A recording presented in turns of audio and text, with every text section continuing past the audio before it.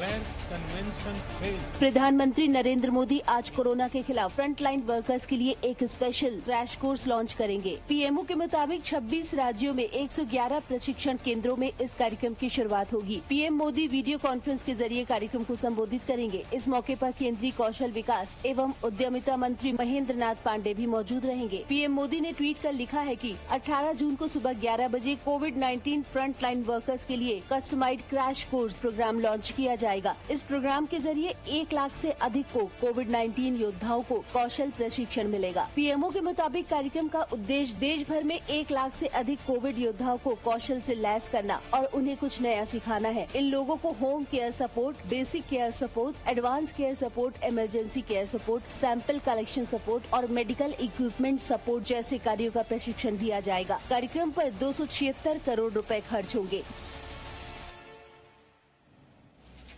Nandigram seat से हार के बाद पश्चिम बंगाल के सीएम ममता बनर्जी ने कलकत्ता हाईकोर्ट में चुनौती दी है। इस मामले पर आज कोर्ट में सुनवाई हुई। पश्चिम बंगाल की वजीर आला ममता बनर्जी ने विधानसभा चुनाव में नंदीग्राम सीट से बीजेपी नेता शुभेंदु अधिकारी की जीत को कलकत्ता हाईकोर्ट में चुनौती दी है। ममता बनर्जी का आरोप है कि काउंटिंग के दौरान धांधली हुई है।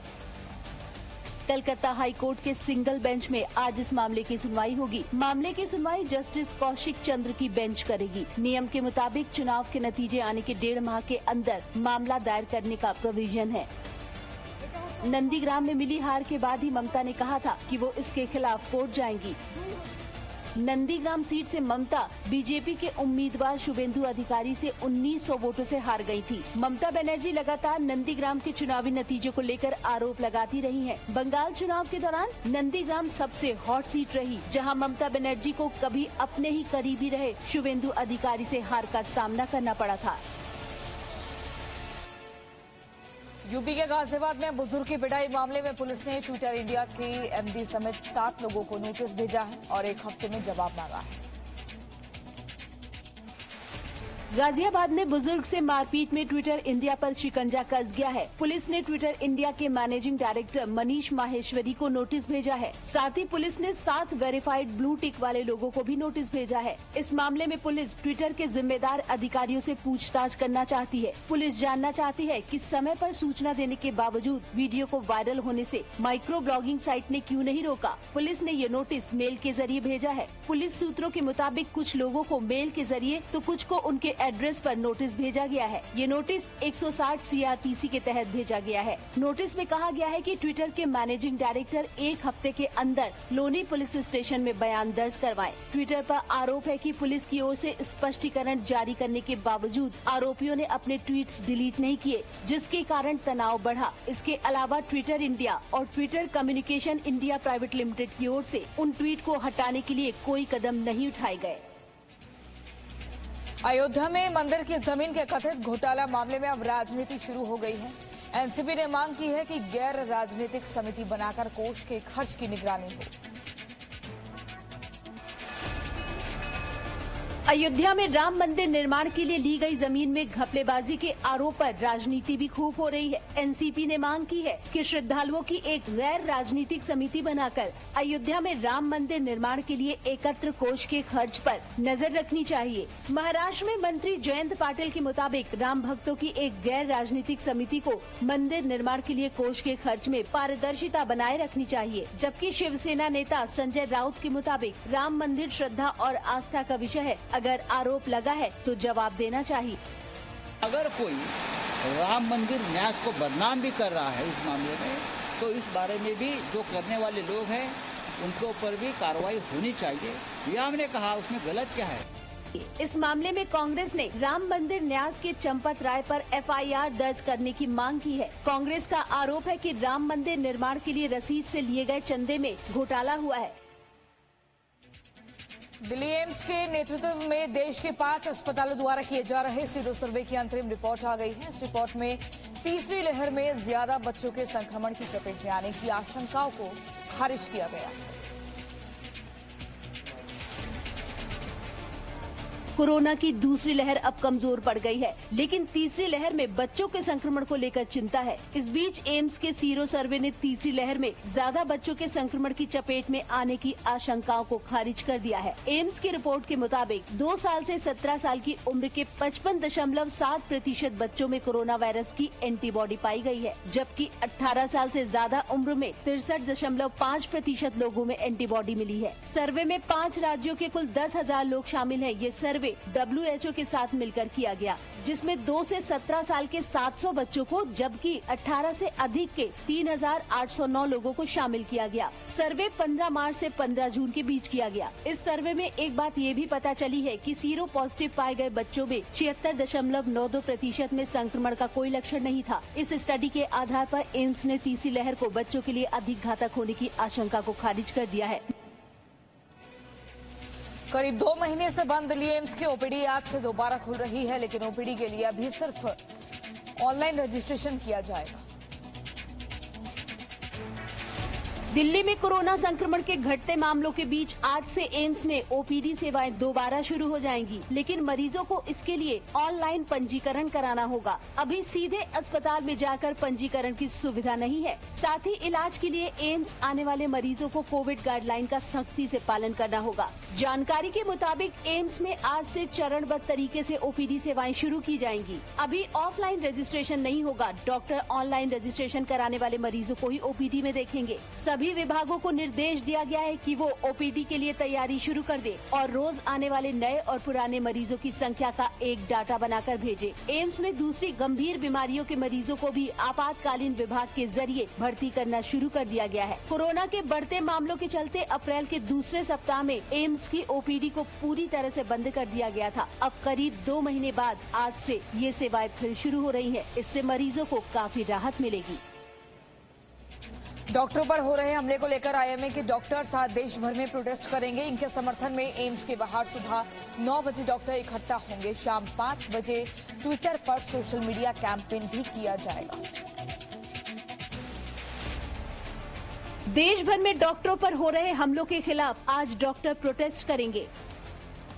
इसके समर्थन में एम्स के बाहर सुबह 9 बजे डॉक्टर इकट्ठा होंगे। इस विरोध प्रदर्शन को नेशनल प्रोटेस्ट डे का नाम दिया गया है।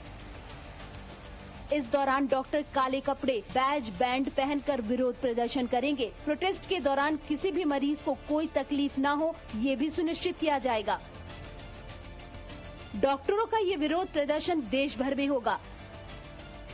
आईएमए का दावा है कि विरोध प्रदर्शन में करीब 9 लाख डॉक्टर शामिल होंगे, जिसमें 3.5 लाख आईएमए के और बाकी अलग अलग मेडिकल एसोसिएशन के डॉक्टर होंगे। डॉक्टरों के खिलाफ हिंसा के विरोध में केंद्रीय कानून की मांग पर दबाव बनाने के लिए बिहार और मध्य केरल में डॉक्टर सुबह अपने क्लिनिक बंद रखेंगे। यही नहीं, आज शाम 5 बजे ट्विटर पर सोशल मीडिया कैंपेन भी किया जाएगा।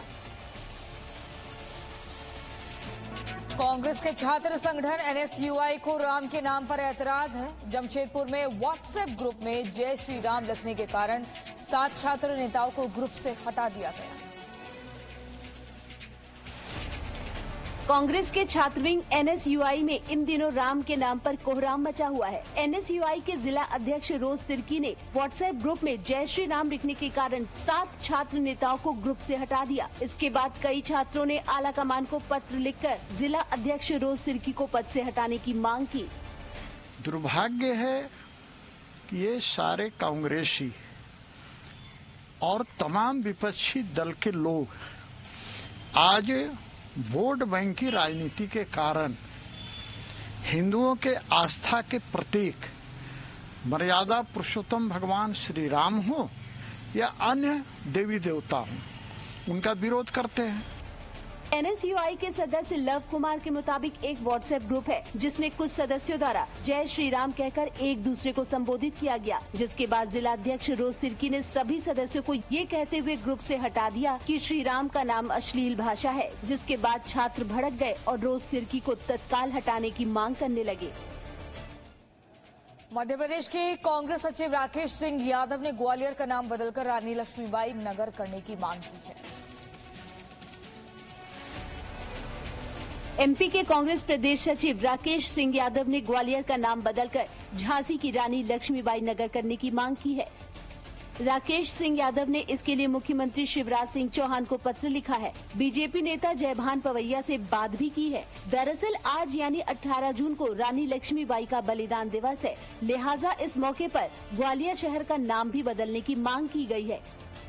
ये मांग है कि ग्वालियर का जो नाम है वो रानी लक्ष्मीबाई नगर किया जाना चाहिए, क्योंकि अनेक शहरों के नाम भारतीय जनता पार्टी ने बदले हैं। होशंगाबाद का नाम नर्मदापुरम करा है, नसरुल्लागंज का नाम भी बदलने की तैयारी चल रही है। कांग्रेस नेता राकेश सिंह यादव ने कहा कि बीजेपी जब होशंगाबाद और दूसरे शहरों का नाम बदल सकती है तो ग्वालियर भी लक्ष्मीबाई की वीर भूमि रही है। यहाँ सिंधिया राजघराने से मिले धोखे की वजह से लक्ष्मीबाई ने शहादत दी थी, जिसे कलंक के तौर पर जाना जाता है। लिहाजा इस कलंक को मिटाने के लिए बीजेपी सरकार को ग्वालियर का नाम बदलकर लक्ष्मीबाई नगर कर देना चाहिए। भारतीय सेना के शीर्ष अधिकारियों ने कल 2 दिन की कमांडर कॉन्फ्रेंस की शुरुआत की। इसमें चीन और पाकिस्तान से लगी सीमा के हालात पर चर्चा की गई। भारतीय सेना के शीर्ष कमांडरों ने 2 दिवसीय सम्मेलन के पहले दिन चीन पाकिस्तान से लगी सीमाओं पर स्थिति की समीक्षा की। समीक्षा बैठक के पहले दिन शीर्ष कमांडरों ने भारतीय सेना के बुनियादी ढांचे के विकास और पुनर्गठन पर चर्चा की। भारतीय सेना संरचना में बदलाव के दौर से गुजर रही है और नई चुनौतियों का सामना करने के लिए थिएटर कमांड आधारित सेना बनाई जा रही है। सेना की इस द्विवार्षिक कमांडर कॉन्फ्रेंस की अध्यक्षता army chief general MM Naravane ने की। ये महत्वपूर्ण बैठक पिछले साल गलवान घाटी में चीन के साथ झड़प में शहीद हुए भारतीय सैनिकों की बरसी के एक दिन बाद शुरू हुई। कॉन्फ्रेंस के पहले दिन बैठक में नॉर्दर्न और वेस्टर्न बॉर्डर पर सुरक्षा स्थिति की समीक्षा की गई। आज बैठक का समापन टिप्पणियों के साथ किया जाएगा। भारतीय सेना का ये कॉन्फ्रेंस ऐसे समय में हो रहा है जब भारत और चीन ने LAC के पास अपने जवानों को पीछे हटने के लिए सीमित रूप से सफलता पाई है। भारतीय सेना और चीन की पीपल्स लिबरेशन आर्मी बॉर्डर पर तनाव कम करने के लिए 11 राउंड की सैन्य कमांडर स्तर की बातचीत कर चुके हैं। यूपी के प्रयागराज से सरेआम फायरिंग का सनसनीखेज वीडियो सामने आया है। वीडियो में दर्जनों युवक एक कतार में बैठकर ताबड़तोड़ फायरिंग कर रहे हैं।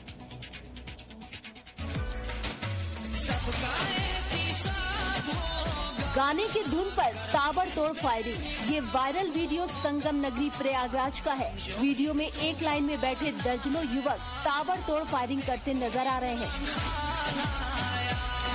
वायरल वीडियो नवाबगंज थाना क्षेत्र के चफरी गांव का बताया जा रहा है, जहां एक शादी समारोह में माफिया अतीक अहमद के गुर्गे पहुंचे। हिस्ट्री शीटर मुजफ्फर के भाई के घर राइफल और बंदूक से लैस दर्जनों युवकों ने ताबड़तोड़ फायरिंग की। फायरिंग का वीडियो सोशल मीडिया में वायरल होने के बाद पुलिस भी हरकत में आ गई। शुरुआती जांच में पता चला कि वीडियो 2 वर्ष पुराना है, लेकिन अब वायरल हो रहा है। पुलिस वीडियो के आधार पर जानकारी जुटा रही है। जल्द ही सख्त कार्रवाई की जाएगी।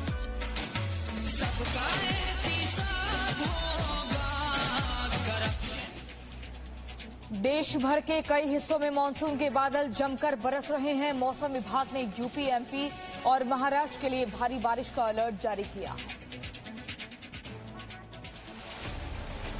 देश के ज्यादातर राज्यों में मानसून पहुंच चुका है और जमकर बारिश हो रही है। इस बीच यूपी के मौसम विभाग ने ऑरेंज अलर्ट जारी किया है। मौसम विभाग के मुताबिक यूपी में कई जगह बिजली गिरने के साथ बारिश की संभावना है। मौसम विभाग के मुताबिक यूपी के अलग अलग जिलों में तेज हवाएं चलेंगी। गोंडा, मुजफ्फरनगर, मेरठ, अमरोहा, हापुड़, बिजनौर समेत कई जिलों में अलर्ट जारी किया गया है। उधर मुंबई में मानसून के बादल छाए हैं। मुंबई, ठाणे, पालघर और रायगढ़ में 18 और 19 जून को भारी बारिश का अलर्ट है, जबकि मध्य प्रदेश के कई हिस्सों में भारी बारिश की चेतावनी जारी की गई है। रीवा, शहडोल, जबलपुर, सागर, होशंगाबाद, भोपाल, ग्वालियर और उज्जैन समेत ज्यादातर जिलों में बारिश का अलर्ट है। गुजरात में कल दोपहर 2 बजे से 4 बजे तक 36 तालुकों में बारिश दर्ज की गई।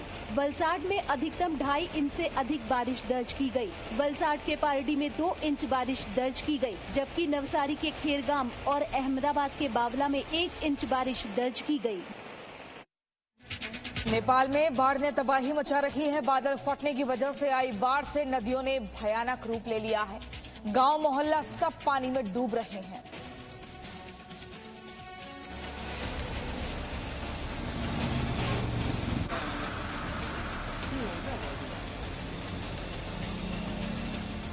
तस्वीरें नेपाल के सिंधुपाल चौक की हैं, जहां बादल फटने की वजह से बाढ़ का कहर जारी है। मेलमची नदी का ये भयानक रूप देखकर आप अंदाजा लगा सकते हैं कि यहाँ बाढ़ ने कितनी तबाही मचाई है। पानी की तेज रफ्तार की वजह से कई पुल टूट गए, नदियाँ उफान पर हैं। बाढ़ ने सड़कों का जैसे वजूद ही खत्म कर दिया है। नदी के किनारे बसे गांव के लोगों का हाल बेहाल है, घर पानी में डूब गए हैं। बाढ़ की वजह से कई लोगों की मौत हो गई और कई लोग अभी भी लापता हैं। नेपाल सरकार ने लोगों को रेस्क्यू करने के लिए 6 हेलीकॉप्टर तैनात किए हैं, जो बाढ़ में फंसे लोगों को सुरक्षित जगह तक पहुंचा रहे हैं। सेना के जवानों ने घर की छत पर फंसे 2 लोगों को एयरलिफ्ट करके बचाया।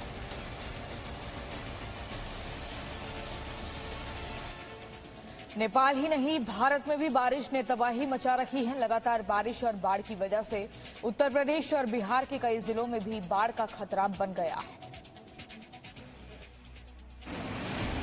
नेपाल में लगातार बारिश और बाढ़ की वजह से उत्तर प्रदेश और बिहार के कई जिलों में भी बाढ़ का खतरा बन गया है।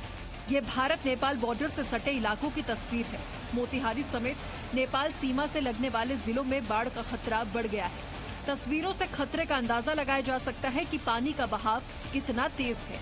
जमीन में कटाव हो गया है, पुल का एक हिस्सा पानी के साथ बह चुका है और सड़क संपर्क टूट गया है। बिहार के कई जिलों में यही जलस्तर बाढ़ के खतरे की वजह बना हुआ है। पूर्वी चंपारण की तस्वीर देखिए। गंडक बैराज से पानी छोड़े जाने के बाद आसपास के इलाकों में बाढ़ आ गई है। सड़कें दिखाई ही नहीं दे रही। पानी इतना ज्यादा है कि लोग नाव का इस्तेमाल कर रहे हैं। इसके अलावा पश्चिम बंगाल की राजधानी कोलकाता और आसपास के इलाकों में बीती रात मानसून की पहली बारिश ने दस्तक दी। उत्तर 24 परगना, बांकुरा समेत कई इलाकों में पानी भर गया। अभिनेता अक्षय कुमार कश्मीर पहुंचे और एलओसी पर बीएसएफ के जवानों के साथ अक्षय ने समय बिताया और खूब एंजॉय भी किया। अक्षय कुमार ने उत्तरी कश्मीर की बांदीपुर डिस्ट्रिक्ट में शिरकत की और जवानों से मुलाकात की। बॉलीवुड के अभिनेता अक्षय कुमार आज कश्मीर पहुंचे, जहां वो बांदीपुरा डिस्ट्रिक्ट में बने बीएसएफ के कैंप गए, जहां उन्होंने भारतीय जवानों के साथ समय बिताया और भारतीय सेना जवानों के साथ जमकर डांस भी किया।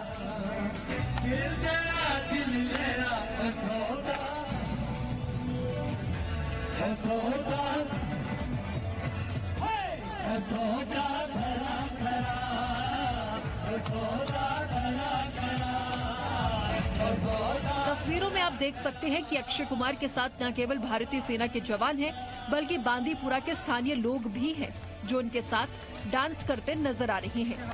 इससे पहले अक्षय कुमार सेना के जवानों के साथ वॉलीबॉल खेलते नजर आए और बांदीपुरा में स्कूल बनाने के लिए अक्षय कुमार ने 1 करोड़ रुपए भी दिए। Presenting B News app, available on Google Play and App Store. Download it now.